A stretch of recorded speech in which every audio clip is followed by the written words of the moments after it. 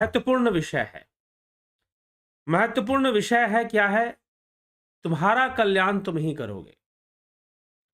सच्चे गुरु का उपदेश। जी हां, आज का जो विषय है वो सच्चे गुरु का उपदेश है। आप पूछना, कई बार लोग पूछते हैं कि गुरु सच्चा है, ये कैसे पता चलेगा? कई बार लोग यह प्रश्न करते हैं कि गुरु सच्चा है तो कैसे पता चलेगा? तो लगभग आज उसी विषय पर चर्चा है कि गुरु सच्चा है, वह क्या बताएगा आपको। तो चर्चा तो हमारी चल रही है विवेक चूड़ामणि आदि गुरु शंकराचार्य द्वारा रचित विवेक चूड़ामणि पर। और कल हमने यह विषय लिया था कि गुरु से क्या प्रश्न करना चाहिए, गुरु से क्या पूछना चाहिए। एक शिष्य को जब गुरु के पास वो जाए तो गुरु से उसे क्या प्रश्न करना चाहिए, इस विषय पर कल हमने चर्चा की थी। और उसका क्या उत्तर निकला था यह भी हमने देखा था कि शिष्य ने क्या प्रश्न किया। को नाम बंधा कथमेश आगता कथम प्रतिष्ठास्य कथम विमोक्षः को असावनात्मा परमः कथा का आत्मा तयोर विवेका कथमे तदुच्चिताम। बंधन क्या है, यह बंधन कैसे हुआ, इसकी स्थिति कैसे हुई, अर्थात हम बंधन की स्थिति में कैसे आ गए, और इससे मोक्ष कैसे मिलेगा, इस बंधन से मोक्ष कैसे मिलेगा, मुक्ति कैसे होगी, अनात्मा क्या है और आत्मा क्या है, और उनका विवेक कैसे होगा अनात्म और आत्म वस्तु का।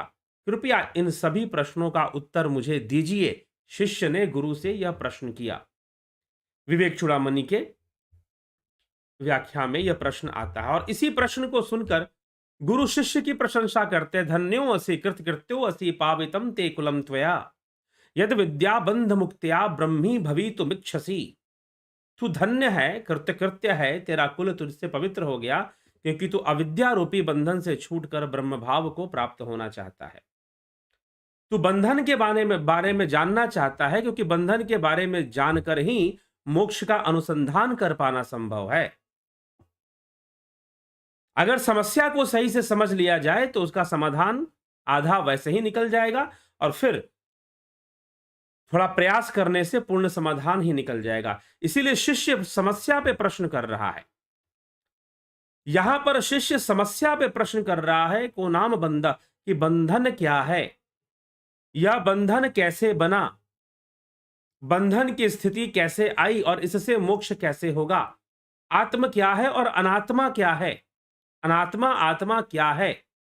कृपया मुझे यह सब समझाइए कि मैं बंधन से कैसे मुक्त होऊंगा। तो अब जो है गुरु समझाना शुरू करता है, गुरु बताना शुरू करता है। क्या बताएगा जी, बताइए। बंधन से मुक्त कैसे होगा, तो क्या बताना चाहिए गुरु को? आप लोग जरा सोचिए, खुद से भी थोड़ा विचार कीजिए। आपको क्या लगता है गुरु को यहां पर क्या उत्तर देना चाहिए,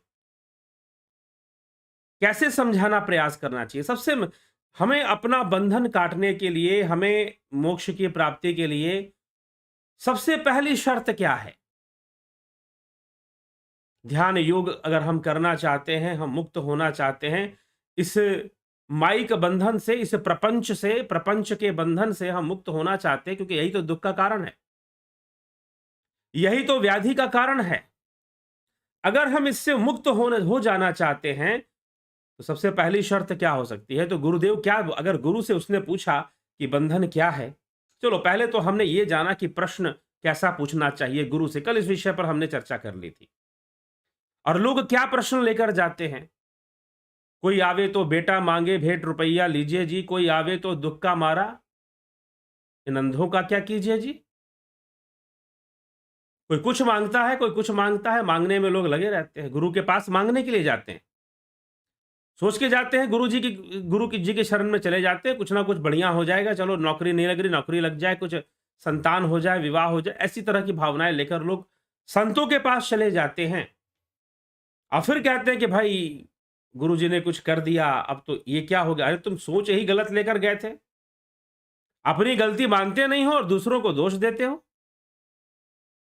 तुम सोच ही गलत लेकर गए थे। तो गुरु के पास जो जाकर प्रश्न करना था वो प्रश्न तो हुआ नहीं और समस्या दूसरी खड़ी हो जाती है। तो शिष्य ने सही सही प्रश्न कर दिया कि बंधन क्या है, यह बंधन कैसे बना, बंधन की स्थिति में हम कैसे आ गए, अब इससे मोक्ष कैसे होगा, अनात्मा क्या है, आत्मा क्या है, विवेक कैसे प्राप्त होगा, ये सब मुझे बताइए। शिष्य ने गुरु के सामने प्रश्न, गुरु ने प्रशंसा कर दी कि भाई धन्य वसी कृत्यो कृत्यो वसी, धन्य हो तुम, कृत्य कृत्य हो तुम, तुम्हारा कुल धन्य है जिस कुल में तुमने जन्म लिया है कि तुम अविद्या रूपी बंधन से मुक्त होकर ब्रह्म भाव को प्राप्त होना चाहते हो। धन्य है तुम्हारे जैसे शिष्य। ऐसे गुरु ने उसकी प्रशंसा कर दी। अब गुरु उत्तर देना शुरू कर रहे हैं। तो गुरु को क्या उत्तर देना चाहिए आप बताएंगे जरा, कमेंट करके बता दीजिए कि भाई गुरु को क्या उत्तर देना चाहिए कि भाई दुख बंधन से कैसे मुक्त होगा। सीधी सी बात है, गुरु बिन भव निधि तरहि न कोई, जो बिरंच शंकर सम होई। यही तो उत्तर देना चाहिए ना, गुरु को यही समझाना चाहिए, गुरु के बिना इस भव सागर से कोई पार नहीं उतर सकता। जो बिरंची, चाहे वो ब्रह्मा विष्णु और महेश के समान भी हो जाए, बिरंची शंकर यहां पर लिया गया है नाम, तो उनके समान भी हो जाए तो गुरु के बिना उसका कल्याण कैसे, यही तो समझाना चाहिए। और गुरु जी लोग यही समझाते हैं, गुरु जी लोग यही समझाते हैं। आप चले जाओ गुरु आश्रमों में चले जाओ, वहां पर यही बात समझाई जाती है कि गुरु के बिना तुम्हारा कल्याण असंभव है और तुम्हारे अपने प्रयास से कुछ नहीं होने वाला। और गुरु की इच्छा हो गई, अगर गुरु तुमसे प्रसन्न हो गया, गुरु तुम्हारी सेवा से प्रसन्न हो गया, तो चुटकी बजाते ही तुम्हारा कल्याण कर देगा, चुटकी बजाते ही तुम्हारा मोक्ष करा देगा। चुटकी बजाते ही तुमको, सुखदेव मुनि को वैकुंठ नहीं मिल रहा था, तुमको वैकुंठ मिल जाएगा चुटकी बजाते ही। यही सुनाया जाता है, यही सुनाया जाता है और यही होता है। चारों तरफ हमारे देश में जो गुरुडम का जो व्यापार है वो इसी बात पर आधारित है, इसी बात पर आधारित है कि गुरु ही तुम्हारा कल्याण करेगा। तुम गुरु पर निर्भर हो जाओ, गुरु के हाथ में अपने जीवन की बागडोर सौंप दो, अपने जीवन की नैया गुरु जी के हाथ में सौंप दो। ठीक है, तुम शांति से बैठ जाओ, सब कुछ गुरु जी कर देंगे, तुम्हें कुछ करने की आवश्यकता नहीं है।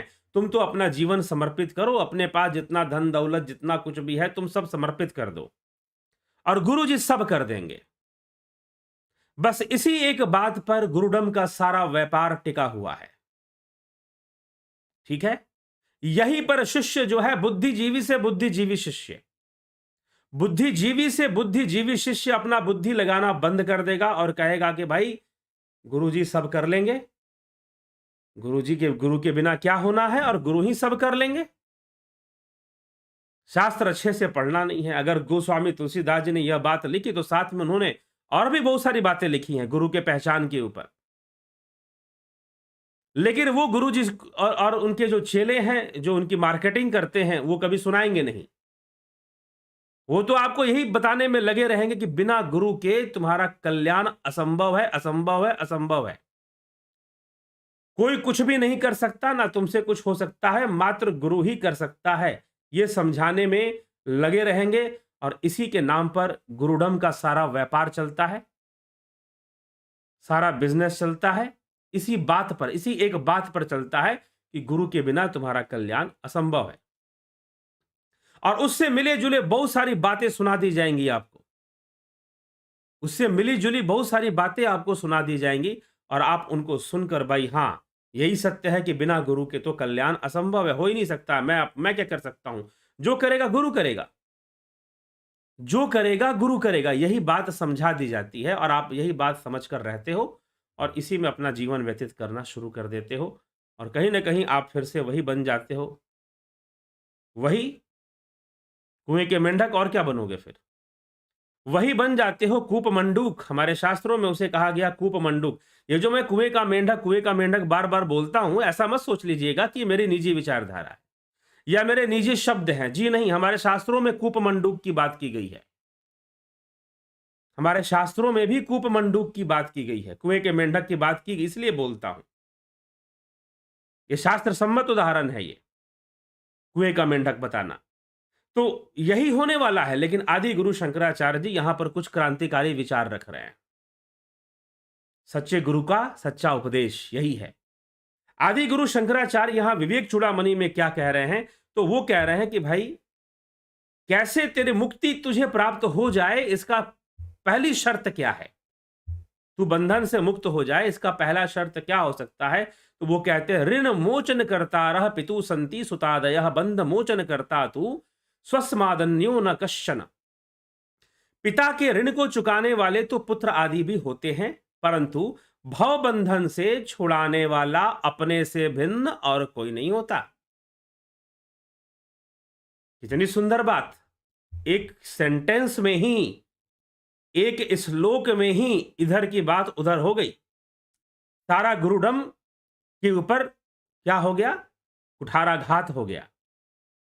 संपूर्ण गुरुडम के व्यापार के ऊपर कुठाराघात हो गया। संपूर्ण गुरुडम के व्यापार पर कुल्हाड़ चल गई, समझ लो, कटार चल गई। यहां आदि गुरु शंकराचार्य, एक श्लोक नहीं है, कई श्लोक हैं। आदि गुरु शंकराचार्य क्या कहते हैं? सीधा एक ही बार में कह देते हैं, ऋण मोचन करता रह पितु संति सुतादयः बंध मोचन करता तू स्वस्मादन्यो न कश्चन।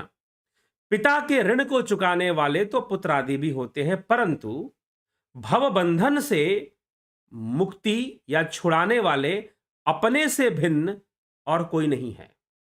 अगर तुम्हारी मुक्ति होगी तो तुम्हारे द्वारा होगी। कोई गुरुजी मुक्ति दे देंगे, कोई भगवान जी मुक्ति दे देंगे, कोई देवता मुक्ति दे देगा, जी नहीं। अगर आपकी मुक्ति होगी तो आप ही अपने आप को मुक्ति दोगे, दूसरा कोई मुक्ति नहीं देगा। तो गुरुदेव शिष्य को, शिष्य जितना ईमानदारी से प्रश्न करता है, गुरु उतनी ही ईमानदारी से शिष्य को उत्तर देता है।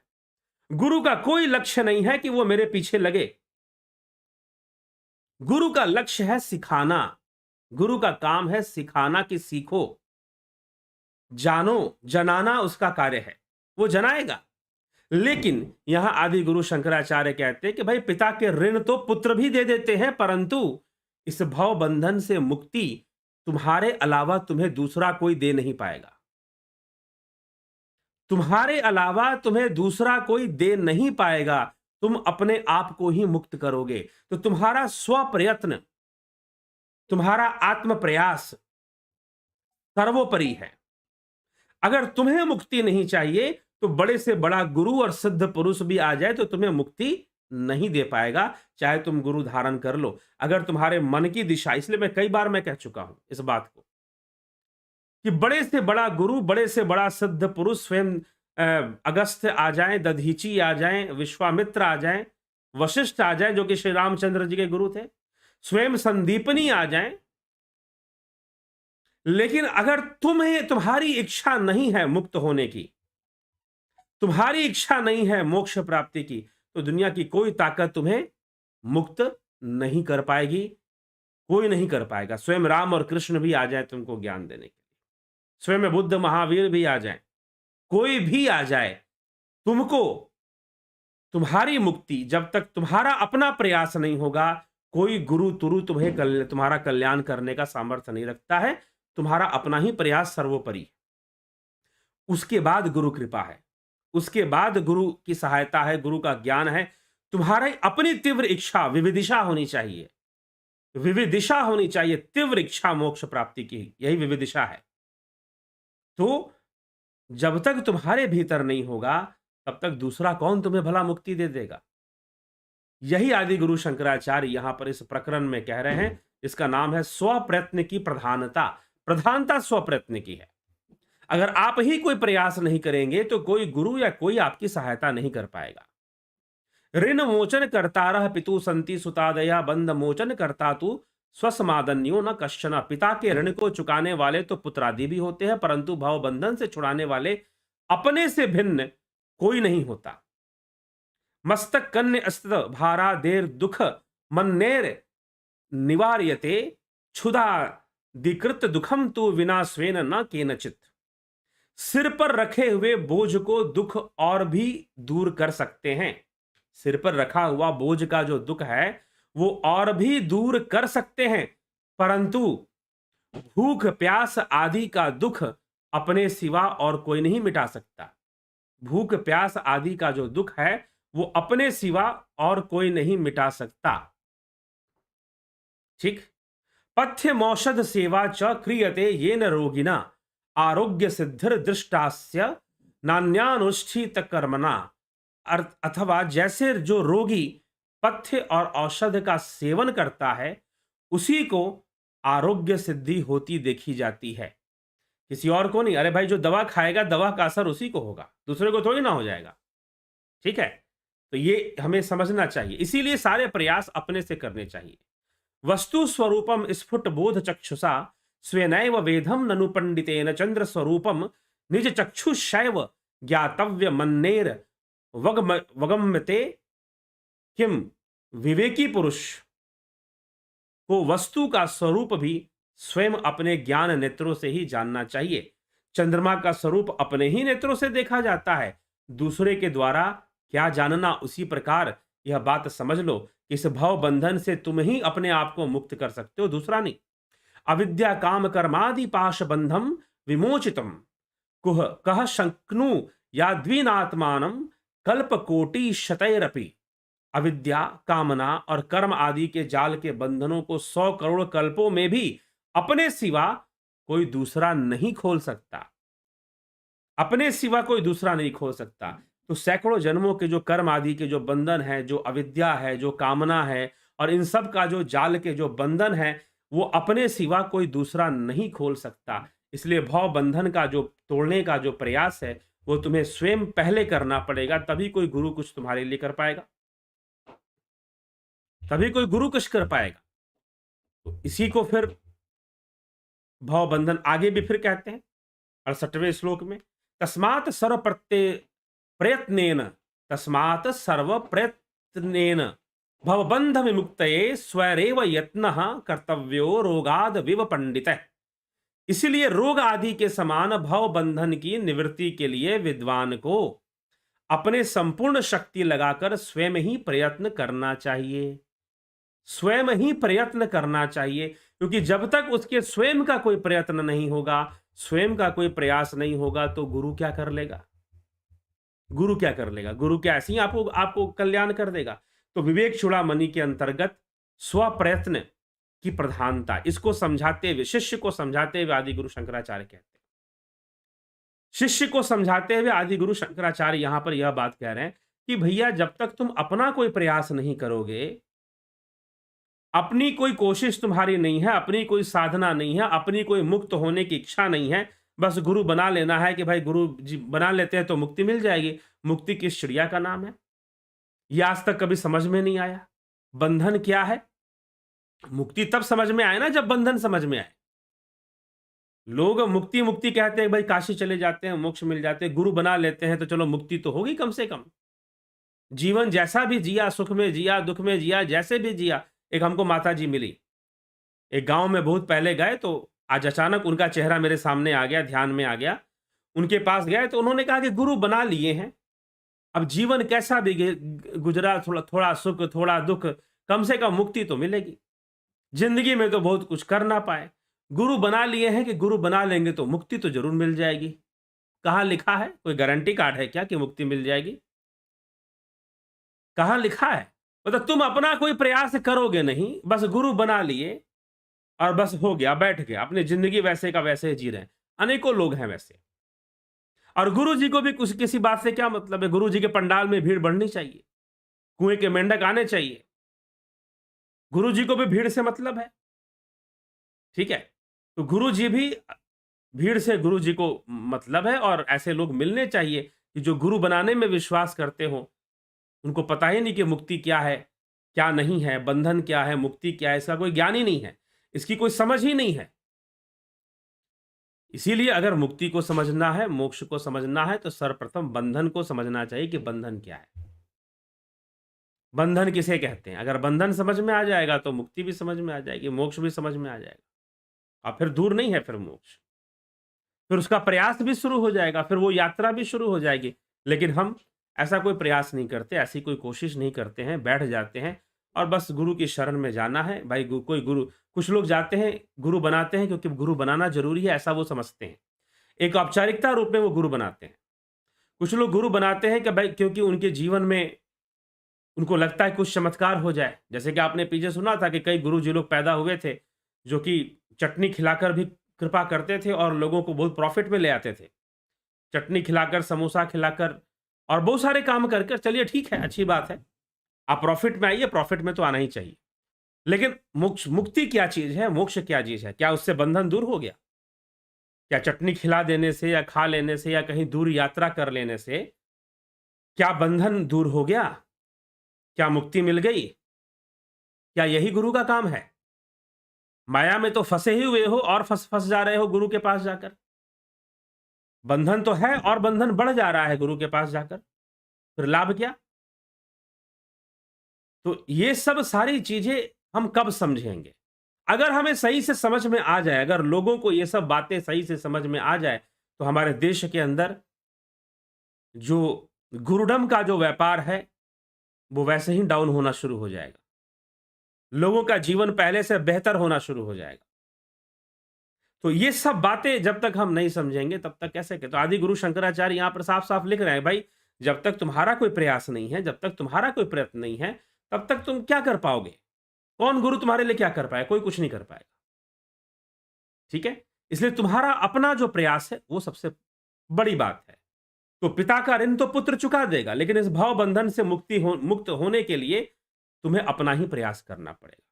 भोजन तुम करोगे तो तुम्हारा पेट भरेगा, औषधि तुम खाओगे तुम्हारी बीमारी दूर होगी, दूसरों की नहीं होगी।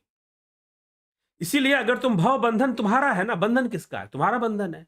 तुम बंधे हुए हो, तुम बंधन में हो और तुम्हारा कोई प्रयास नहीं होगा तो कौन तुम्हारा कल्याण करेगा? कौन गुरु आकर तुम्हें मुक्ति दे देंगे, मोक्ष दे देंगे? ये बात विशेष रूप से आदि गुरु शंकराचार्य यहां एक श्लोक में नहीं, कई श्लोकों में समझा रहे हैं। कई श्लोकों में समझा रहे हैं। तो गुरु कृपा, कृपा शब्द का अर्थ क्या है? कर और पा, क्री धातु से बना है कृपा। कृति, प्रकृति, क्या है प्रकृति? कृति प्रकृति, क्रिया प्रतिक्रिया, इसी से तो सब बना है। सारा संपूर्ण संसार एक प्रकृति है। प्रकृति का मतलब सब कुछ तो प्रतिक्रिया के रूप में है। Everything is in the form of reaction, nothing is reality here. कुछ भी यहां पर वास्तविक नहीं है, सब कुछ एक प्रतिक्रिया के रूप में है। इसलिए यह प्रकृति है। तो यही प्रकृति है। तो प्रकृति जो है उसी को तो समझ लेना है और बंधन को समझना ही प्रकृति को समझना है। जिस दिन बंधन समझ में आ गया, समझो उस दिन प्रकृति समझ में आ गई, और प्रकृति समझ में आ गई तो फिर पुरुष की यात्रा शुरू हो जाएगी। बंधन समझ में आ गया तो मोक्ष की यात्रा फिर शुरू हो जाएगी, अपने आप शुरू हो जाएगी। लेकिन जो कह रहे हैं कि मुझे मोक्ष चाहिए, मुझे मुक्ति चाहिए, लेकिन आज तक बंधन ही उन्हें समझ में नहीं आया। जब बंधन ही समझ में नहीं आया, जिस व्यक्ति को स्वतंत्रता की समझ नहीं है वो परतंत्रता की समझ भी नहीं रख सकता। जिस व्यक्ति को स्वतंत्रता की समझ नहीं है वो परतंत्रता की समझ भी नहीं रख पाएगा कि परतंत्रता किसे कहते हैं। परतंत्रता में ही अपने आप को स्वतंत्र मानना शुरू कर देगा, परतंत्रता में ही जीना शुरू कर देगा। ये समझिए, जिसको नहीं समझ में आ रहा कि परतंत्रता क्या है, वो स्वतंत्रता के लिए कभी दौड़ नहीं लगाएगा। और जिस दिन उसे पता चल गया कि मैं तो बंधन में हूं, मैं तो परतंत्र हूं, तो वो स्वतंत्रता की ओर आगे बढ़ना शुरू कर देगा, प्रयास शुरू करेगा, विद्रोह करेगा, आंदोलन करेगा, जो करे अब जैसे करे, अपना बल लगाएगा, शारीरिक बल, बुद्धि बल सब लगाएगा अपना। ठीक है? तो ये सारी चीजें हैं यहां पर। तो हमें यह बात समझना है और समझकर हमें चलना है। और अपना प्रयास, जब तक हमारा अपना प्रयास नहीं होगा तब तक इस लक्ष्य की प्राप्ति, जीवन के लक्ष्य की प्राप्ति संभव नहीं है। यही आदि गुरु शंकराचार्य समझा रहे हैं। परंतु आजकल आपको ये बात बताने वाले कम लोग मिलेंगे, इस बात का राग अलापने वाले ज्यादा लोग मिलेंगे कि गुरु ही करने वाला है, गुरु ही मुक्ति देगा, तुम बस गुरु की शरण में चले जाओ और अपनी बुद्धि लगानी बंद कर दो, तर्क लगाना बंद कर दो। नहीं समझ में आएगा गुरु की लीला, गुरु की बातें, बुद्धि लगाओगे तो जैसा कहा जा रहा है वैसा वैसा मानते रहो, वैसा वैसा करते रहो। यही समझाने में लोग पड़े हुए हैं, क्योंकि बाजार इसी से चलता है, व्यापार इसी से चलता है। लेकिन यहां पर आदि गुरु शंकराचार्य को कोई भीड़ इकट्ठा नहीं करनी, आदि गुरु शंकराचार्य को कोई भ्रमित नहीं करना लोगों को।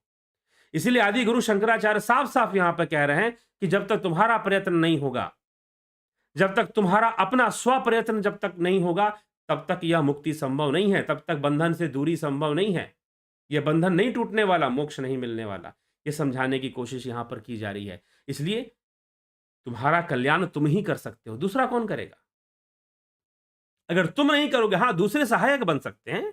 गुरु सहायक बनता है, गुरु ज्ञानदाता बनता है, गुरु मार्ग को समझाने वाला बनता है कि इस मार्ग पर चलना कैसे है, समझना कैसे है। गुरु ये समझाता है, लेकिन हम कुछ और ही लेकर बैठ जाते हैं, हम कुछ और ही बातें शुरू कर देते हैं। तो यहां पर आदि गुरु शंकराचार्य ने बहुत ही सुंदर ढंग से अपने शिष्य को समझाया कि देखो भाई, मैं तुम्हारी सहायता तभी कर पाऊंगा जब तुम्हारा प्रयत्न ईमानदारी से होगा। जब तक तुम्हारा ही प्रयत्न नहीं होगा, तो फिर गुरु क्या कर लेगा? गुरु क्या कर लेगा? बस इसी बात को समझ लीजिए। और यही आदि गुरु शंकराचार्य यहां समझाने में शिष्य को लगे हुए हैं कि ऋण मोचन करता रह पितु संति सुतादया बंध मोचन करता तू स्व स्मादन्यो न कश्चन। पिता के ऋणों को चुकाने वाला तो पुत्र भी हो सकता है, परंतु भव बंधन से छुड़ाने वाला अपने से भिन्न दूसरा कोई नहीं है। अपने से भिन्न दूसरा कोई नहीं है। अगर तुम इस भव बंधन से पार उतरना चाहते हो, तो तुम ही अपने आप को पार लगाओगे, दूसरा नहीं कोई लगाएगा। ठीक है, यह बात कही गई। तस्मात् सर्व प्रयत्नेन भवबंध विमुक्तये स्वयरेव यत्नः कर्तव्यो रोगादवीव पंडितः। इसलिए रोग आदि के समान भव बंधन की निवृत्ति के लिए शिष्य को अपनी संपूर्ण शक्ति लगाकर स्वयं ही प्रयत्न करना चाहिए। स्वयं ही प्रयत्न, स्वरेव यत्नः कर्तव्यो रोगादावीव पंडितै। अपनी संपूर्ण शक्ति लगाकर स्वयं ही प्रयत्न करना चाहिए, तभी जाकर गुरुदेव आपके लिए कुछ कर पाएंगे। अपना प्रयत्न होगा तो गुरु तो आपके पास दौड़ा दौड़ा स्वयं आ जाएगा। रामकृष्ण परमहंस के पास जैसे आ गए। और भी कई बातें हैं। इसका मतलब यह भी नहीं है कि आप इस इंतजार में बैठे रहो। आपको जहां से भी मिलता है ज्ञान, जहां से भी मिलती है सहायता अध्यात्म के मार्ग पर, आप उसे प्राप्त कीजिए। जो गुरु सही से दे रहे हैं, प्रदान कर रहे हैं, उनसे प्राप्त कीजिए और आगे बढ़िए ध्यान योग के मार्ग पर, अध्यात्म के मार्ग पर। नहीं तो गुरु जी कर देंगे, चुटकी बजा के कर देंगे, अंततः कर ही देंगे गुरु जी। ऐसी धारणा ना रखें। यहां पर आदि गुरु शंकराचार्य पूरी स्पष्टवादिता के साथ, स्पष्ट विचारधारा के साथ अपने अपने तथ्य को यहां पर रखते हैं।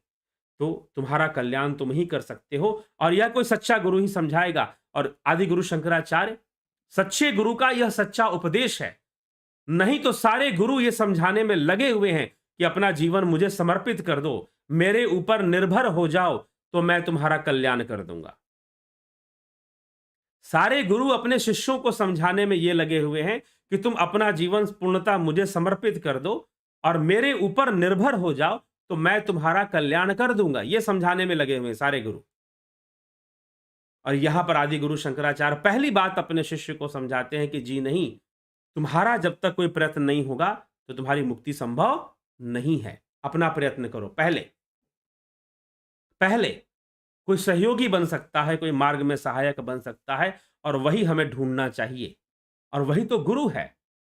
बात सत्य है कि गुरु के बिना संभव नहीं है, परंतु फिर भी आपका प्रयास, अगर मान लीजिए गुरु मिल गया और आपका कोई अपना प्रयास ही नहीं है, आप तो बैठ गए भाई हम तो गुरु बना लिया, गुरु मंत्र ले लिया, गुरु जी को दक्षिणा दे दी और दक्षिणा देते रहेंगे, जैसे वो इंश्योरेंस हो, जैसे आपने बीमा करवा लिया हो कोई।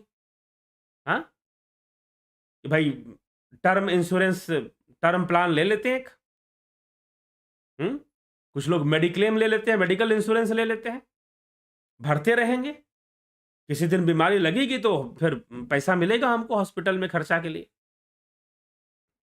तो कुछ लोग इस ढंग से गुरु धारण कर लेते हैं। गुरु ले लिया, गुरु बना लिया, गुरु जी को दक्षिणा देते रहेंगे, और गुरु जी को भी क्या, भी दक्षिणा तो मिल रही है ना, क्या दिक्कत है? हाँ, तो दक्षिणा देते रहेंगे गुरु जी को और सब कल्याण, तो मुक्ति हो ही जाएगी, मुक्त कर देंगे वो हमको। कुछ इस तरह की धारणा हम बना लेते हैं। ऐसी सारी धारणाओं पर कुठाराघात कर रहे हैं, ऐसी सारी धारणाओं का खंडन कर रहे हैं, और खंडन कर कर यहां पर कह रहे हैं कि पुत्र, जब तक तुम्हारी इच्छा नहीं है, जब तक तुम्हारा अपना प्रयास नहीं है, कोई तुम्हारी सहायता करने वाला नहीं है। हां, पिता का ऋण पुत्र चुका देगा, लेकिन भव बंधन से मुक्ति के लिए तो स्वप्रयत्न ही काम आएगा। इसलिए संपूर्ण शक्ति से शिष्य को, साधक को स्वप्रयत्न में लग जाना चाहिए। संपूर्ण शक्ति से शिष्य को स्वप्रयत्न में लग जाना चाहिए। बस यही उपदेश आदि गुरु शंकराचार्य यहाँ पर दे रहे हैं और हमें यही समझना चाहिए। और जिज्ञासुओं, इसीलिए हमारा अपना प्रयास, ध्यान योग करिए। इसीलिए ऑनलाइन यह ध्यान योग का कोर्स चल रहा है, ताकि लोगों को एक मार्ग मिल सके। जो लोग अध्यात्म के मार्ग पर, शांति के मार्ग पर चलना चाहते हैं, बंधन मुक्त होना चाहते हैं, पचासों बंधनों से, जिनको समझ में आ रहा है कि संसार एक भयावह बंधन है, जिनको समझ में आ रहा है, समझ में आना शुरू हो जाता है। जवानी में नहीं तो कुछ समय बीतने के बाद समझ में आने लगेगा। क्यों चिंता करते हैं? प्रकृति अनेकों खेल खेलती है, वो समझा देती है। तो समझना ज़रूरी है। तो जब समझ में आ जाएगा तो वो बंधन तो होने चाहते हैं, तो ध्यान योग वह मार्ग है। इसीलिए ये ऑनलाइन कोर्स चलाया जाता है। अब कई लोग मुझे कहते हैं कि भाई हम तो आपके शिष्य हैं, ठीक है, आप ध्यान योग करिए, लेकिन यहाँ पर जो आदि गुरु शंकराचार्य कह रहे हैं, मेरा भी मत यही है कि जब तक आपका प्रयत्न नहीं है, कोई गुरु कल्याण नहीं कर सकता। चाहे आप किसी को गुरु बना लो या मुझे गुरु जी कहते रहो। ठीक है? जब तक आपका अपना प्रयास नहीं है, अपना प्रयत्न नहीं है, कोई आपका कल्याण नहीं कर सकता। स्वयं राम और कृष्ण भी आ जाएँ तो वो भी ना कर पाएँ। ठीक है? तो यह सब जो है हमें विचार करना चाहिए, समझना चाहिए, समझ के चलना चाहिए और भ्रमित नहीं होना चाहिए, भ्रमों से बचना चाहिए। तो चलिए आगे चलेंगे अब। आगे विचार करते हैं और साथ ही बढ़ते हुए क्रम में हम आपके कमेंट्स, आपके जो टिप्पणियाँ हैं, उन पर भी थोड़ा ध्यान देंगे कि टिप्पणियाँ आपकी क्या कहती हैं। आप क्या कह रहे हैं अपने कमेंट्स में, उनको भी फ़ोकस में अब लिया जाएगा, देखा जाएगा क्या कर चल रहा है। चैट रूम में क्या चल रहा है, लोग क्या-क्या कह रहे हैं। विचार करते हैं। विक्रम सिंह जी बहुत-बहुत अभिनंदन। जगत नारायण जी बहुत-बहुत अभिनंदन। के मिन्हास जी, विमला शाह जी, संजय कुमार जी प्रणाम। ध्यान में जो अनुभव होता है वो दूसरे से बताने पर वह रुक जाता है, क्या अदृश्य शक्ति रोकती है? ऐसा कुछ भी नहीं है। ऐसा कुछ भी नहीं है कि दूसरों को बताएँगे तो वो रुक जाएगी। हाँ, आप गलत ढंग से ना बताएँ, पहली बात तो ये, ठीक है? अगर बताना किसी को, उसी को बताएँ जो जिज्ञासु हो, सबको ना बताएँ। जो वास्तव में कुछ जानना और समझना चाहता है, अनायास ही ना बताएँ, बस इतना मैं कहूँगा। उसका एक सम्मान है।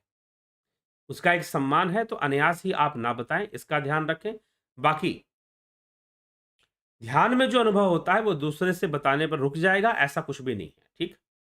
संदीप बरक जी, संजय कुमार जी, गुरु मैं शरीर से 2 बार बाहर हो चुका हूँ, पर बहुत प्रयास पर भी अब नहीं हो पा रहा हूँ, कारण बताने की।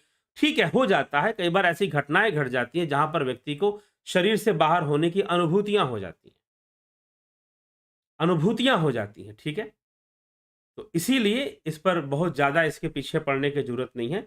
ध्यान योग, मैं यही कहूँगा संजय कुमार जी, आप ध्यान योग का कोर्स कीजिए, सूक्ष्म शरीर का ज्ञान होगा और सूक्ष्म शरीर कैसे शरीर से अलग भी हो सकता है, इसका विज्ञान समझ में आएगा और जब समझ में आ जाएगा तो अपनी इच्छा से भी हो पाएँगे फिर।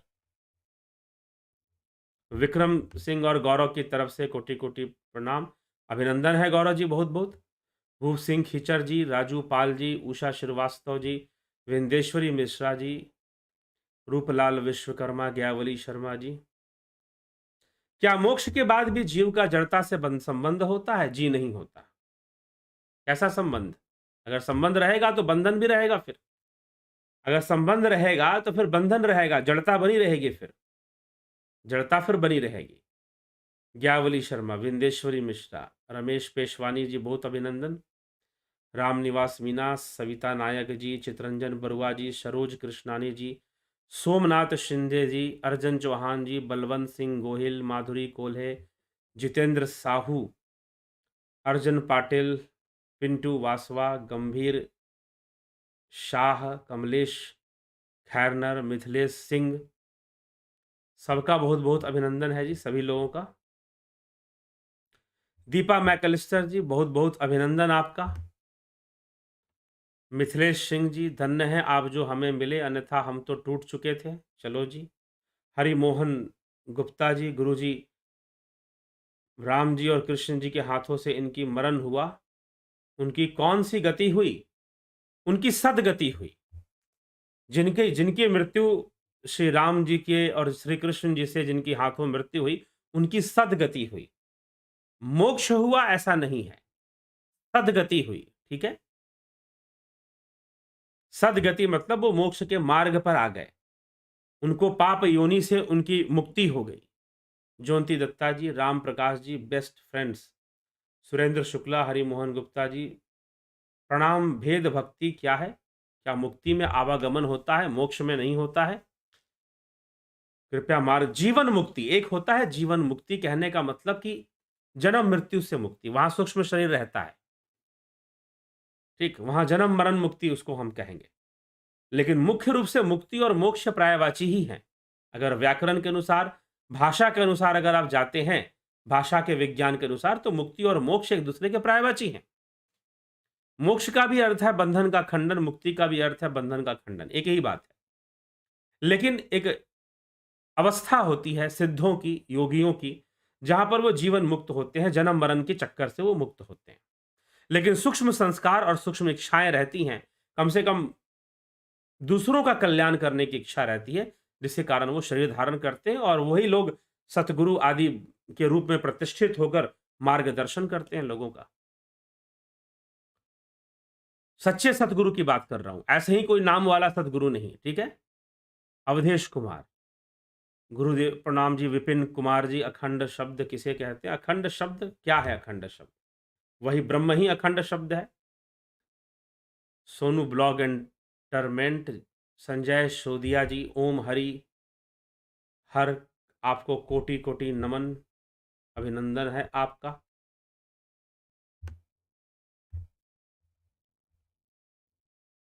ठीक, the real facts, Vindeshwari Mishra ji, बहुत अभिनंदन। मुमुक्षु, जीवा does every bad work because he is trapped in Maya. Then why did Ishwar create such Maya? Ishwar did not create this Maya, but Maya is the Vivarta, is the manifestation of Brahman. It is the manifestation of Brahman. मतलब कि यह ब्रह्म का विवर्त है, ना कि ब्रह्म ने इसे बनाया है।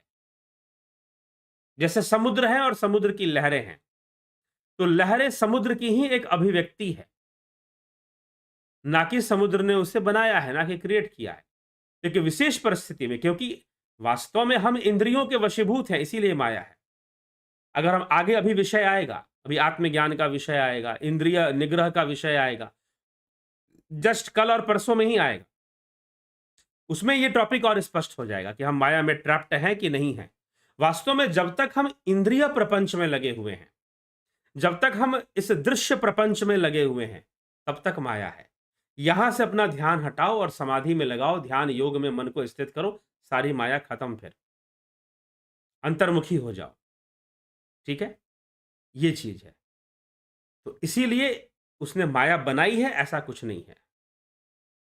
यह इंद्रिय जगत में फंसे रहना ही माया है, सेंसुअल वर्ल्ड में फंसे रहना। आगे इस पर बृहद चर्चा होने वाली है, क्योंकि विवेक चूड़ामणि पर इसके ऊपर बृहद चर्चा है।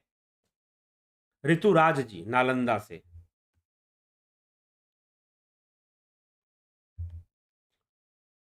पैसा कमाने के लिए आप क्या क्या कर रहे हैं? सर, आपने प्रारंभ में परिश्रम और मेहनत से, बल से ज्ञान सीखा, बल से मेहनत के बल से ज्ञान सीखा, परिश्रम और बुद्धि के बल से दर्शन और योग दर्शन की सहायता से भी सभी रहस्य को समझा जा सकता है।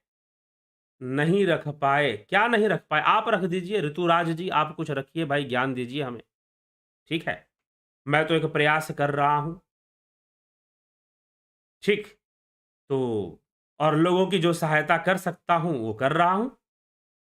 आप मुझसे ज्यादा जानते हैं तो कृपया आप जरूर करिए, और मुझे लगा तो मैं आपकी शरण में आ जाऊंगा ऋतुराज जी। ठीक है, तो जरूर करिए। बहुत बहुत अभिनंदन आपका। मुमुक्षु जी, अद्वैत या वशिष्ठ अद्वैत में डिफरेंस बता दीजिए। विशिष्ट अद्वैत, अद्वैत और विशिष्ट अद्वैत का इसके ऊपर वीडियो बनी हुई है। आप, बेहतर होगा आप उस वीडियो को देख लीजिए, तो आपको वो स्पष्ट हो जाएगा। यही अद्वैत और विशिष्ट अद्वैत में कि अद्वैत के अंदर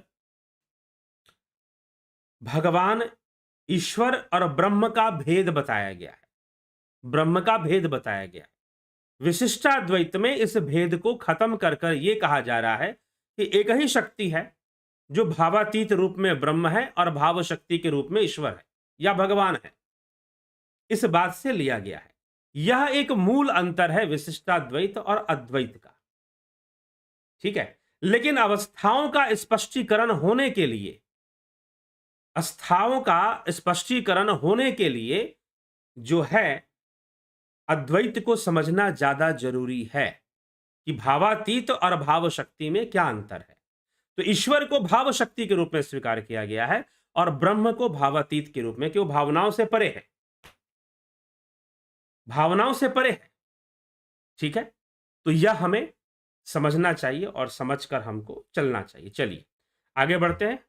नमः शिवाय। शक्ति सच्चे गुरु और कहाँ हैं? सभी व्यापारी हैं साहब, लाखों में एक ही कोई पूर्ण गुरु मिलते हैं और पूर्ण गुरु अपने आप भंवरा जैसे होते हैं, वह अपने जैसे बना देते हैं, इसमें किसी प्रकार का संदेह नहीं है, ठीक। तो चलो वो बातें, ये एक अलग विषय है। नमः शिवाय शक्ति जी, ये एक अलग विषय है। जो मुख्य विषय है, जो मुख्य विषय है वह क्या है कि सच्चा गुरु क्या उपदेश करेगा।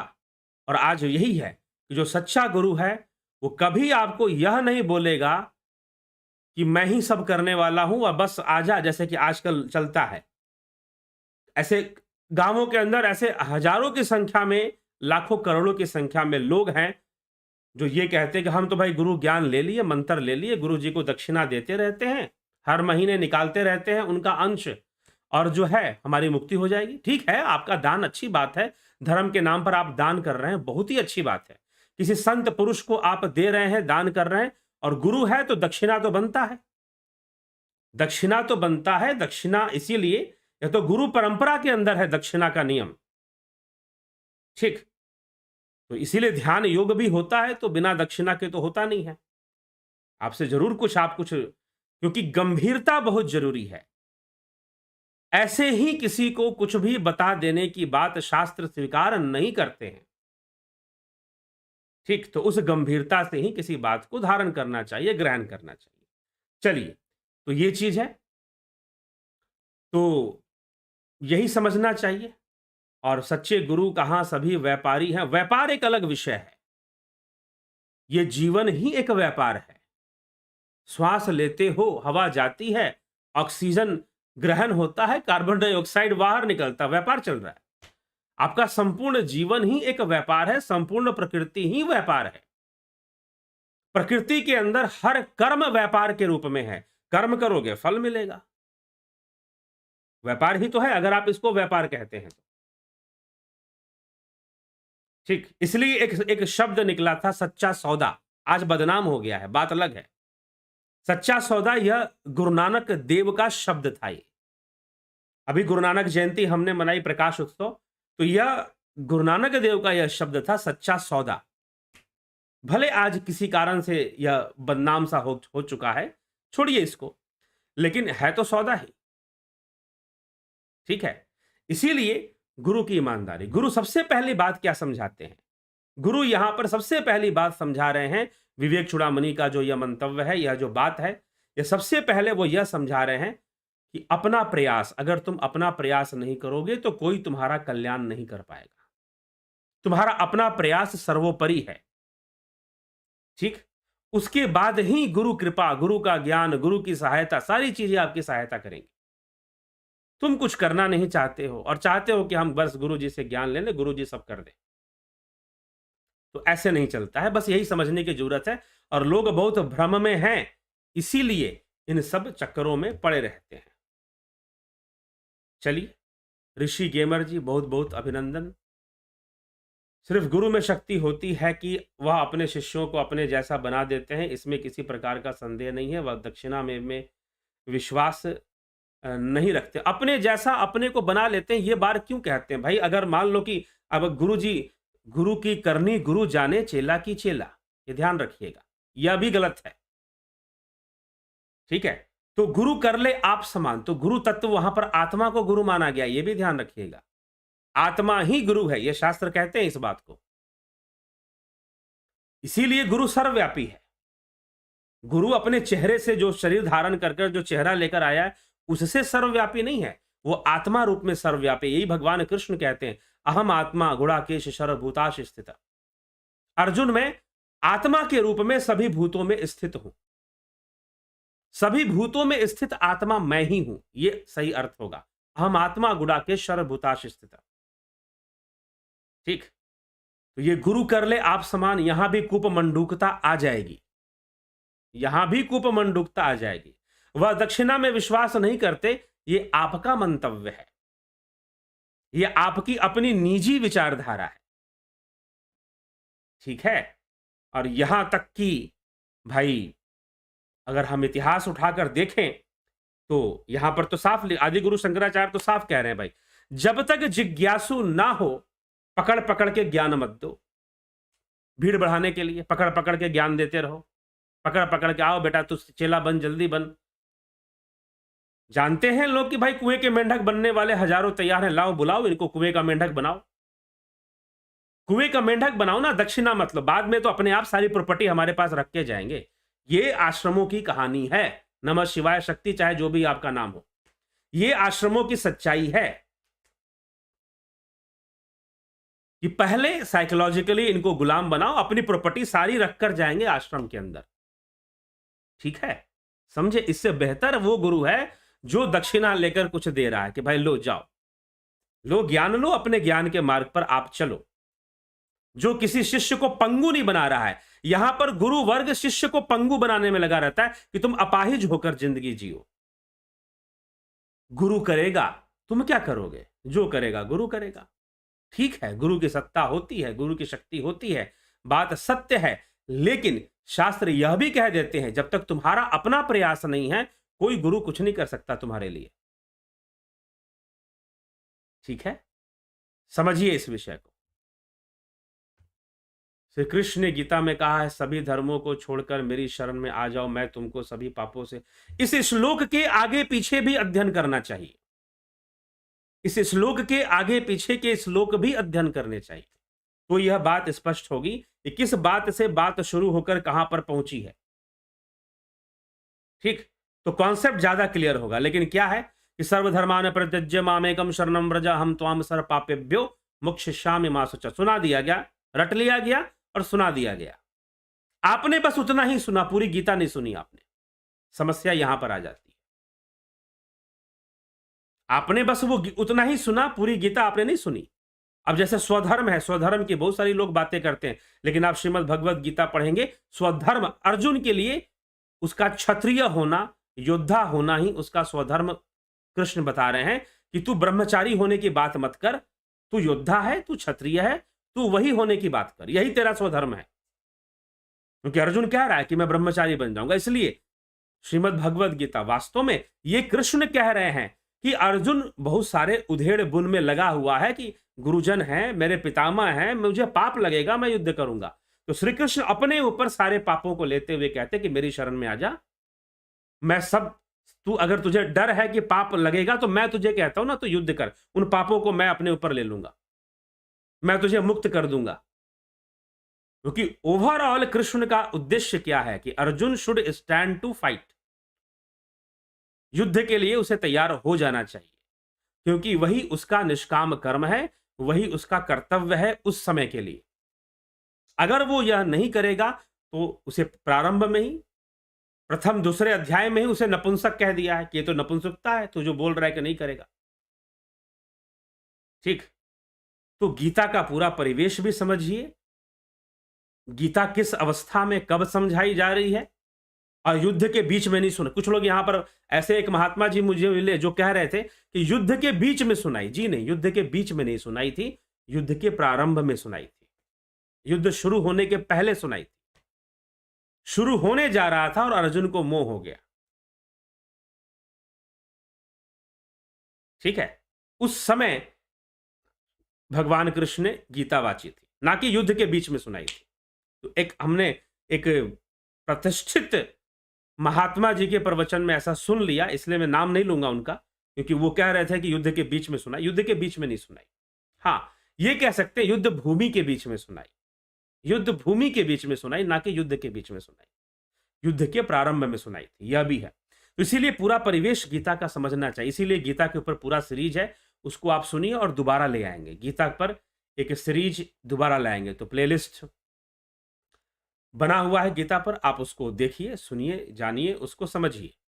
ठीक, तो जब तक गीता का पूरा लोग गीता का अर्थ परिवेश छोड़कर निकालते हैं, और जब छोड़कर निकालते हैं तो ऐसा लगता है कि गीता जो है वह एकदम जो है हमें ऐसा उपदेश दे रहा हो कि भाई जो है एकदम शांत हो जाओ, ब्रह्मचारी जीवन जियो, सन्यासी जीवन जियो। ठीक है, कुछ ऐसा समझाने में लग जाते हैं लोग, जबकि कृष्ण ऐसा नहीं कह रहे। कृष्ण तो यह कह रहे हैं कि भाई सन्यासी कौन, योगी कौन, अनाश्रित कर्म फलम कार्यम कर्म करोति यह स सन्यासी च योगी। वो सन्यासी है, वो योगी है जो अनाश्रित होकर, कर्म फल के ऊपर अनाश्रित होकर करने योग्य सभी कर्तव्यों को कर रहा है, वही सन्यासी है, वही योगी। ये समझाने में लगे और हम समझ कुछ और जाते हैं, क्योंकि हमारा अपना अनुसंधान नहीं होता, हमारा निजी अनुसंधान कुछ है नहीं।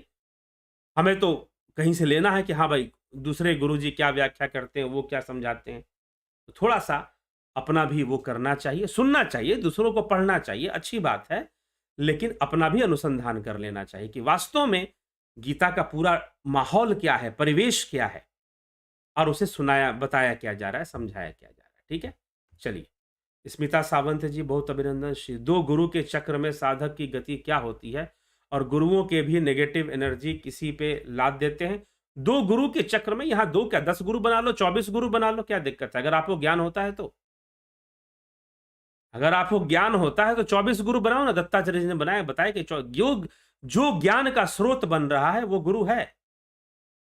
इसलिए दत्तात्रेय जी के 24 गुरुओं का भी वर्णन आ जाता है। 2 गुरु, अभी पीछे हमने शिव महापुराण से चर्चा की थी कि अगर 1 वर्ष तक किसी गुरु के पास रहने पर भी आत्म अनुभूति नहीं प्राप्त होती, तत्व बोध नहीं प्राप्त होता, उस गुरु को छोड़िए और दूसरे गुरु की शरण में जानिए।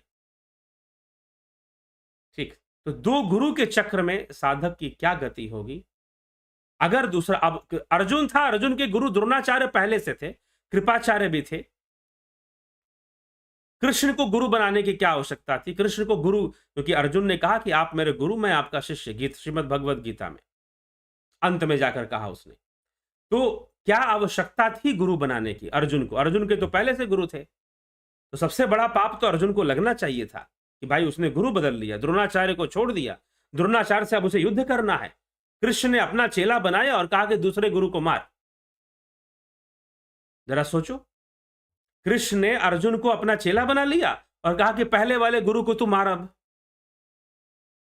कितना बड़ा पाप अर्जुन को फिर लगेगा। लेकिन कृष्ण कह रहे हैं कि मेरी शरण में आ जा, कुछ नहीं होगा। बात ज्ञान की है। अगर कहीं से आपको मिलता है तो आप जरूर ज्ञान को प्राप्त कीजिए। यहां पर 2 और 3 गुरु वाली कोई बात नहीं है। जहां से भी आपको सहयोग मिलता है उस ज्ञान के मार्ग पर, उसको आप प्राप्त कीजिए। ठीक है, उसको आप जरूर प्राप्त कीजिए और ज्ञान के मार्ग पर आगे बढ़िए, साधना के मार्ग पर आगे बढ़िए। हम तो गुरु जी की शरण में चले गए, अब गुरु जी सब कर देंगे। यह विचारधारा इतनी ज्यादा भर दी जाती है, इतनी ज्यादा हमारे दिमाग में ठूस दी जाती है कि भाई अब हम गुरु भक्त होना हम अपने ईगो पे ले लेते हैं। गुरु भक्त होना यह हमारा अहंकार बन जाता है कि हम सबसे बड़े वाले गुरु भक्त हैं, हम ही हैं गुरु जी के प्रति समर्पित। हमारा समर्पण, हम अपना समर्पण प्रूव करने में, और आश्रमों के अंदर ऐसा माहौल बनाया जाता है कि प्रत्येक व्यक्ति अपना समर्पण प्रूव करने में पता नहीं क्या क्या कर देता है। ठीक है, अपना समर्पण प्रमाणित करने में पता नहीं क्या क्या नहीं कर देगा वो। ठीक है, तो यहां पर आदि गुरु शंकराचार्य, विवेक चूड़ामणि की है जो चर्चा है, वो समझा रही है कि आपका अपना प्रयास सर्वोपरि है। जब तक आप अपना प्रयत्न नहीं करेंगे तब तक कुछ नहीं होने वाला। जिस प्रकार से खुद खाओगे तो खुद का पेट भरेगा, दूसरों को खिलाओगे तो दूसरों का पेट भरेगा। तो जब तक आपका अपना प्रयास नहीं है, अपनी साधना नहीं है, अपना ज्ञान नहीं है, अपना कोई प्रयत्न नहीं है, तब तक आडंबर ही मिलेगा गुरु के नाम पर, पाखंड ही मिलेगा और आपको यही समझाया जाएगा कि सब कुछ छोड़ दो, सब कुछ कर दो, दे दो, समर्पित हो जाओ और इसी तरह से आप अपना समर्पण प्रूव करने में लगे रहेंगे कि आप बहुत बड़े श्रेष्ठ हैं। आप ऐसे माहौल में, माहौल काम करता है, जिस भीड़ में रहेंगे ना आप, वहां की साइकोलॉजी काम करेगी। अगर 1000 लोग जयकारा लगाएंगे तो आपको भी लगेगा कि भाई मुझे भी जयकारा लगाना चाहिए, नहीं तो लोग मुझे कुछ दूसरी दृष्टि से देखेंगे। ये यहां पर शुरू हो जाता है, ये काम यहां पर शुरू हो जाता है। ठीक है, तो यहां पर कूप मंडूकता शुरू हो जाती है। टर टर टर, एक मेंढक ने बोला, सब बोलेंगे टर टर टर। ये स्थिति पैदा हो जाती है। फिर आपके अपने प्रयास का सारा महत्व खत्म हो जाता है और गुरु जी जो करेंगे, हम तो गुरु को समर्पण करेंगे, हम तो ठीक है गुरु के प्रति समर्पित होना चाहिए, लेकिन यह सब प्रक्रिया से गुजरने के बाद, आत्म प्रयास से गुजरने के बाद, आत्म प्रयत्न, प्रयत्न, स्वयं का प्रयास कुछ हो नहीं रहा है और आप गुरु समर्पण की बात कर रहे हैं। यही आदि गुरु शंकराचार्य यहां पर समझा रहे हैं कि अगर गुरु के समर्पित होना भी स्वयं का प्रयास है, अपना प्रयास है। तो ये सारी विषय हैं, कई विषय हैं जो कि तथाकथित आश्रमों में शिष्यों के बीच में रहते हैं और उनके मन में भी प्रश्न रहता है कई प्रकार का गुरु को लेकर। गुरु सेवा करते हुए भी प्रश्न रहता है। तो इसीलिए अनेकों गुरु हैं हमारे देश के अंदर। आप विचार कीजिए, आपका प्रयास, आपका अपना निजी प्रयत्न सर्वोपरि है, वो आपको करना ही चाहिए। हाँ, गुरु सहयोगी बनेंगे, गुरु का ज्ञान सहयोग प्रदान करेगा और हमें सेतु देगा, हमारी तीव्रता को बढ़ाएगा, हमें उस मुक्ति के मार्ग पर हमारी गति को तीव्र करेगा। उस मार्ग पर कहाँ फिसलने का संभावना है, कहां पर मार्ग से गिरने की संभावना है, वो हमें समझा देगा और वास्तविक मार्ग और पाखंड से बचाएगा। नहीं तो पता चला कि पाखंड दूर करने के नाम पर एक नया पाखंड शुरू हो जाता है। हर जितने भी गुरु जी लोग हैं ना, सब पाखंड को दूर करने की बात कहते हैं, सब पाखंड को दूर करने की बात कहते हैं, लेकिन पाखंड दूर करने के नाम पर एक नया ही पाखंड शुरू कर देते हैं। कई गुरु जी लोग, मैं कितनी बार कह चुका हूं कि पूरा सारे देवी देवताओं की पूजा बंद करवा दी, जो वैदिक पूजा है वो सब बंद करवा दी, हवन यज्ञ वगैरह सब कुछ, और अपनी पूजा शुरू करवा दी, अपनी पत्नी यहां तक कि अपने बच्चों तक की पूजा शुरू करवा दी। अब जो पूरे जो शिष्य समाज है वो गुरु जी का भी बर्थडे मनाता है, बच्चों का भी बर्थडे मनाता है, चल रहा है, चल रहा है ये सब। ठीक है, तो आप खुद, इसीलिए बस ठीक है, जहां जो भी चल रहा है चलने दीजिए, बस जागरूकता जरूरी है। तो यह जो विषय है, यह जो चर्चा है, जागरूकता के लिए, और अपनी विचारधारा भी नहीं, शास्त्र क्या कहते हैं। विवेक चूड़ामणि शंकर अद्वैत का मुख्य शास्त्र है,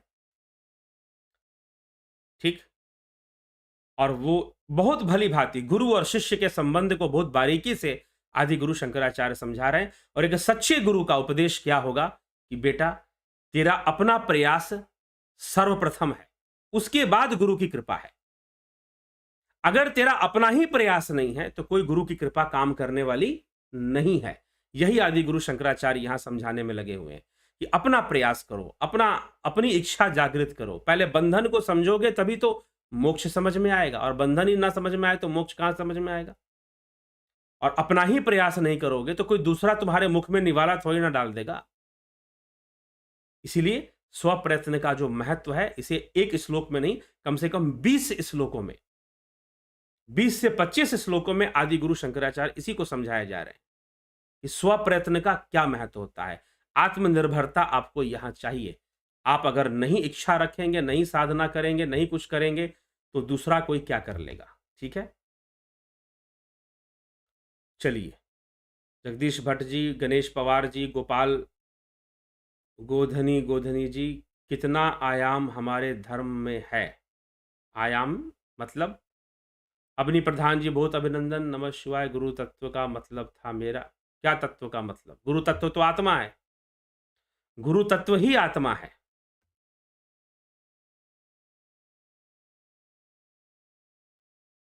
स्वयं भी मुक्ति का प्रयास करिए ब्रह्म साक्षात्कार के लिए। मुझे अच्छा लगता है कि आप योग से सभी को जोड़ रहे हैं, बहुत अच्छा। अरे हाँ, तो अपना प्रयास कर ही रहे हैं भाई, अपना प्रयास कर ही रहे हैं, लेकिन समाज की दुर्दशा खुद झेला है, ऐसी बात नहीं है, इस पाखंड को खुद झेला है, तब जाकर ये बातें बता रहे हैं।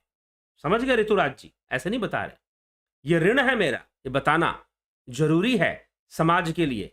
दिन भर में एक ही लाइव करते हैं, एक ही बार यहां पर वीडियो डालते हैं। अगर ऐसा ही होता तो दिन भर वीडियो डालते, दिन भर वीडियो बनाने और डालने में ही लगे रहते। जी नहीं, अपनी साधना, सुबह के 4 घंटे इसी सब कामों में चले जाते हैं। ठीक, षडकर्म की कुछ क्रियाएं अवश्य करते हैं, नेति धोती नौली बस्ती आदि क्रियाएं जरूर करते हैं, और फिर अपनी साधना उतना कर लेने के बाद ही सोचते हैं कि यहां पर क्या बताया जाए। ठीक है, और ये चल रहा है।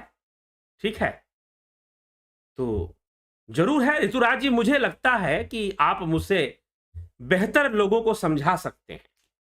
आपकी कमेंट बहुत ही प्यारे और बहुत अच्छे हैं, और बेहतर समझा सकते हैं। आप जरूर प्रयास कीजिए। ठीक है, जगदीश भट्ट जी, बहुत अभिनंदन। मुमुक्षु मोंक जाप अष्टावर्क कहते हैं कि तुम मुक्त हो, इंद्रियों के विषयों को विष समान समझो। जी हाँ, अष्टावक्र महागीता तो है ही, चर्चा भी हमने की है उसके ऊपर। किंग रवि रंजन जी, गुरु जी भाव बंधन से छूटने के लिए गुरु से दीक्षा लेनी चाहिए कि नहीं? लेनी चाहिए जी, बिल्कुल। लेकिन भाव बंधन से छूटने की जिम्मेदारी पहली आपकी है, उसके बाद गुरु की है। तो गुरु से लेनी चाहिए, बिल्कुल दीक्षा ले, लेकिन दीक्षा क्या चीज है यह भी जानना चाहिए। क्या मंत्र दीक्षा है? क्या कोई नाम दीक्षा है? दीक्षा शब्द का ही अर्थ क्या होता है? दिव्य अनुभूति ही दीक्षा है, दिव्य अनुभूति ही दीक्षा है। ठीक, विवेक चूड़ामणि कहां से आया? ये शब्द कहां से आया? उषा रानी मंजल जी पूछ रही हैं, विवेक चूड़ामणि शब्द कहां से आया? विवेक का मतलब तो विवेक है, और चूड़ामणि, चूड़ामणि का मतलब एक श्रेष्ठ मणि, जिसके मिल जाने से हमारे जीवन की संपूर्ण दरिद्रता खत्म हो जाएगी। तो अगर इस ग्रंथ को हम पढ़ लेते हैं तो विवेक चूड़ामणि अर्थात विवेक की दरिद्रता खत्म हो जाएगी। मनुष्य के पास विवेक की कमी है, विवेक की दरिद्रता है। तो विवेक चूड़ामणि आदि गुरु शंकराचार्य ने इसीलिए इसका नाम दिया है कि इसके अध्ययन से विवेक की जो दरिद्रता है लोगों के पास, उन्हें विवेक प्राप्त होगा। यह शब्द यहां से आया है, समझ गए? राखी जैन जी, हरिमोहन गुप्ता जी, बहुत बहुत अभिनंदन। मुझे ध्यान के वक्त झटके लगते हैं और कभी कभी बॉडी सुन्न हो जाती है।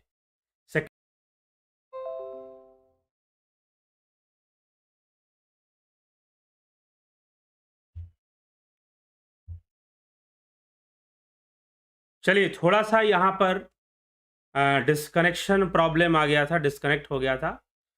थोड़ा सा डिस्कनेक्शन प्रॉब्लम के कारण आपको बफरिंग काफी दिखाई दिया होगा, तो चिंता ना करें इस बफरिंग की। आगे कनेक्शन दोबारा स्टैब्लिश हो चुका है, आगे बढ़ते हैं हम। ठीक है, तो आपके कमेंट्स ही चल रहे थे अभी। तो जगदीश भट्ट जी का हमने देख लिया। सौम्या शर्मा, जरूरी है कि गुरु भी स्वीकार करे तभी आत्मा अनुभूति होगी। जी हाँ, अपना प्रयत्न, यह बहुत अच्छी बात है, यह बहुत बिल्कुल सही बात है कि अपना प्रयत्न तो होना ही है, लेकिन फिर अब इसके बाद, अपने प्रयत्न के बाद गुरु का स्वीकार करना भी जरूरी है। अपना प्रयत्न होने के बाद गुरु का स्वीकार करना भी जरूरी है। ठीक है, तो यह बात यहां पर, अब गुरु का महत्व, जब तक अपना ही, इसलिए आदि गुरु शंकराचार्य कहते हैं कि जब तक अपना प्रयास नहीं होगा तो आगे की बातें संभव नहीं है। कि गुरु कृपा हो गई, दूसरी बातें हो गई, गुरु सेवा की बातें हो गई, वो सारी बातें बाद की बातें हैं। सबसे पहली बात है कि आपका अपना प्रयास होना चाहिए। अपना प्रयास होने के बाद, अपना प्रयास होने के बाद गुरु का स्वीकार करना उसके बाद अनिवार्य है। गुरु का स्वीकार करना उसके बाद जरूरी है, जैसा कि सौम्या शर्मा यहां पे कह रही हैं। तो अपना प्रयास होने के बाद अपना, इसलिए आदि गुरु, ऐसी बात नहीं कि आदि गुरु शंकराचार्य शिष्य को स्वीकार नहीं कर रहे हैं, लेकिन वो पहले समझा रहे हैं। एक सच्चे गुरु का ये सच्चा उपदेश है कि वो समझा रहे हैं कि बेटा, तू अपना प्रयास नहीं करेगा तो कोई कुछ नहीं कर सकता, कोई गुरु भी कुछ नहीं कर सकता, ठीक है? तो ये ही इम्पोर्टेंट टॉपिक है, यही समझने वाली बात है। तो स्वप्रयास, आत्म प्रयास, तुम्हारा कल्याण तुम्हारे बिना कोई तीसरा, दूसरा नहीं कर सकता। पहला प्रयास तुम्ही को करना है, बाकी सब सहयोगी बन सकते हैं, शास्त्र सहयोगी बन सकते हैं, गुरु सहयोगी बन सकते हैं। तो चलिए, अब आगे का विषय है आत्मज्ञान के बारे में गुरु बताएँगे और आत्म प्रयास अभी भी चलेगा। अभी भी बहुत सारे श्लोक आत्म प्रयास पर आदि गुरु शंकराचार्य दे रहे हैं कि भाई तुम्हारा प्रयास सर्वोपरि है, और आत्मज्ञान की चर्चा कल से शुरू हो जाएगी, जो कि विवेक चूड़ामणि पर आधारित होगी। ठीक है, इसी के साथ विराम देते हैं। बहुत-बहुत आभार आप सभी का। 29 नवंबर से ध्यान योग का ऑनलाइन कोर्स शुरू हो रहा है। आपको ज्वाइन करना है। यह कोर्स सशुल्क होता है, निःशुल्क नहीं होता है। ठीक है, दक्षिणा के साथ होता है। तो यह कोर्स आप ज्वाइन करना चाहते हैं, इसका लाभ उठाना चाहते हैं, तो ज़रूर आप इसको ज्वाइन कर लीजिए। इससे संबंधित आपको जानकारी चाहिए, तो आप व्हाट्सएप मैसेज कर लीजिए, उस पर कॉन्टैक्ट कर लीजिए, ठीक है? दे देते हैं आपको।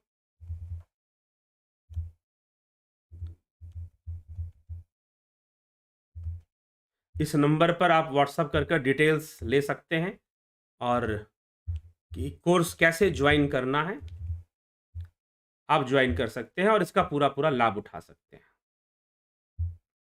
ठीक, तो नंबर मैंने दे दिया है, तो इसी पर आप ज्वाइन कर ज़रूर इसका लाभ उठाने का पूरा प्रयास करें।